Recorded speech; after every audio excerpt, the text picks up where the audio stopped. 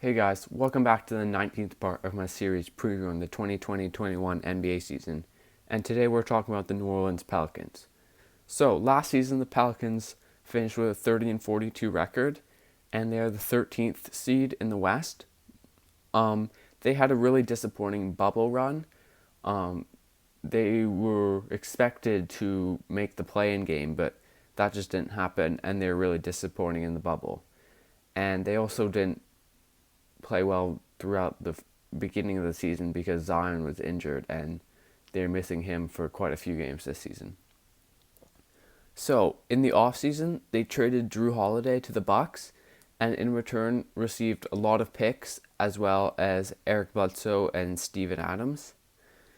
They also lost some minor guys in the offseason, like Derek Favors is the only notable loss. With their 13th pick, they drafted Kira Lewis Jr. They signed a few minor guys, most notably Willie Hernan Gomez, and they also fired their coach Alvin Gentry and replaced him with Stan Van Gundy. So, the offseason, not much apart from the Drew Holiday trade, really. So, if we look at starting lineup, I think their starting lineup is going to be Lonzo Ball, Eric Bledsoe, Brandon Ingram, Zion Williamson, and Steven Adams. So, at point guard, Lonzo Ball last season averaged 12 points, 6 rebounds, and 7 assists.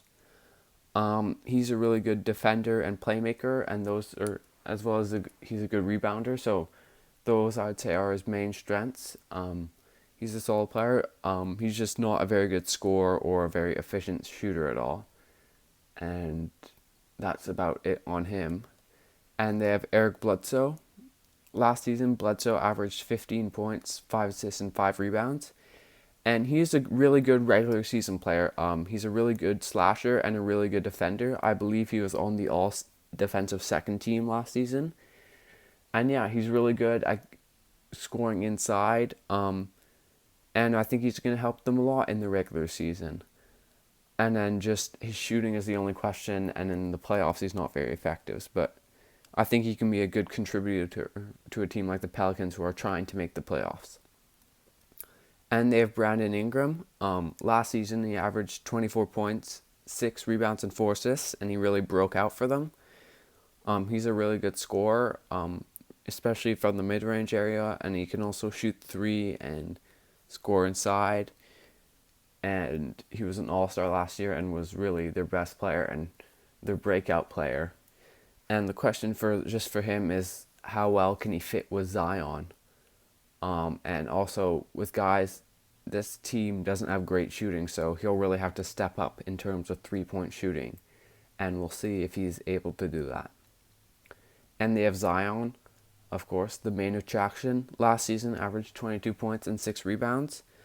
Obviously his season was riddled with injuries. And that just maybe the first place to start with Zion is just his injuries, like with his weight and height and his play style. He's definitely a candidate to struggle with injuries for his whole career, and it'd be a miracle if he's healthy the whole season for the Pelicans, and that's really worrying for them.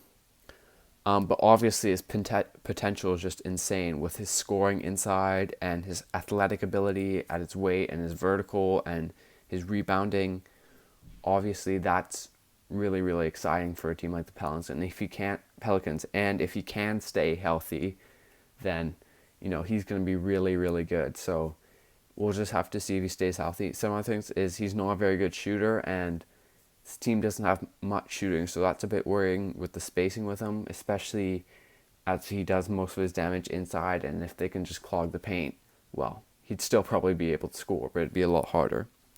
But the counter to that is I have faith that Coach Van Gundy will be able to drop some plays for him to get easier looks inside, and he'll be able to work his way around the spacing thing. And another thing is just the defense. He's not a good defensive player. Obviously, he has some highlight blocks and things like that, but doesn't look like he knows where to be, and he's not engaged all the time. So hopefully, again, under Coach Van Gundy, he can work on that. And at center, they have Steven Adams. Last season averaged about 11 points, 9 boards, And he's just a solid center and does all the classic center things. And he does all the little things like set good screen, rebound, and box out. And that stuff matters. And I think he'll be a really solid player for them. Just his fit with Zion, ideally alongside Zion, would want to stretch big. And I know Steven Adams has that floater, but he's not a stretch big by any stretch of the imagination. So we'll see about that. But I think Adams is a good player and he just does all those little things. And off the bench, they have the rookie Kira Lewis Jr. I think he'll be the backup point guard. It's hard to judge rookies, but he seems like a really fast player who can maybe do some damage in transition. And they also have Nickeil Alexander-Walker. Didn't see him play much last season. Only averaged about 6 points, but we'll see what he can do.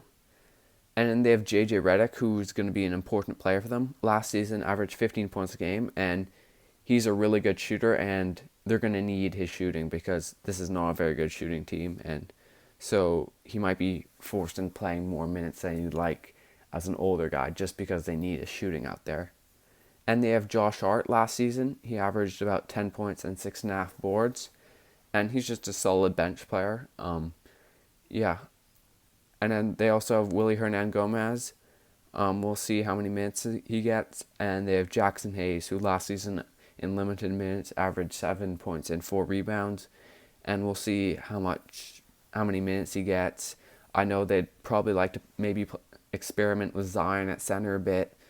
So we'll see, but what he can do if he ever gets on the floor, Jackson Hayes.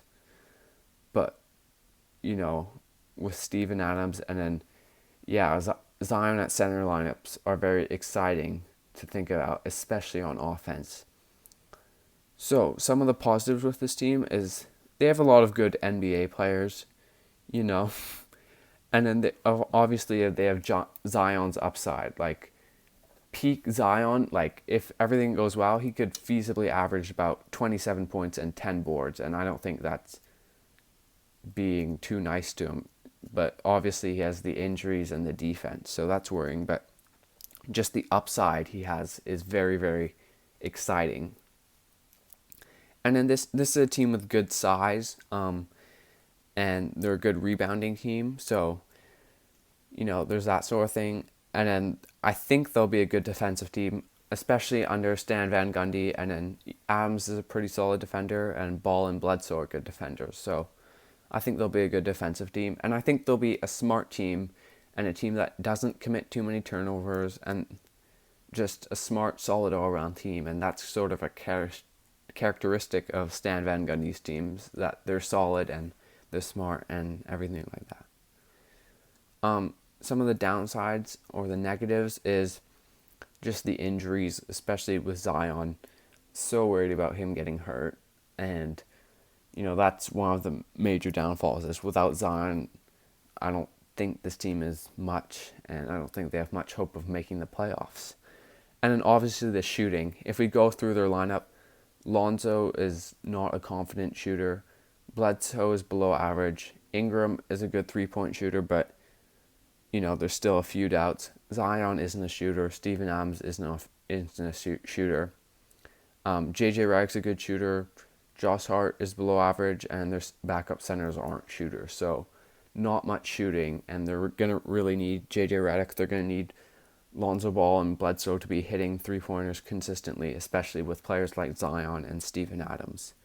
So that's what worries me. So overall, the West is just really tough, especially to make the playoffs. But this team is really going to go as far as Zion takes them. If Zion has a great year, they can make the playoffs. If Zion is injured and doesn't play much or doesn't play well, then, they could feasibly be the 13th, the 12th seed maybe even. I think they're going to be somewhere in between. I think Zion might miss a few games, and I think the shooting is a big issue, but I don't think they'll be terrible. I'm going to say they're going to be the 10th seed in the West. Anyways, thanks for watching, guys.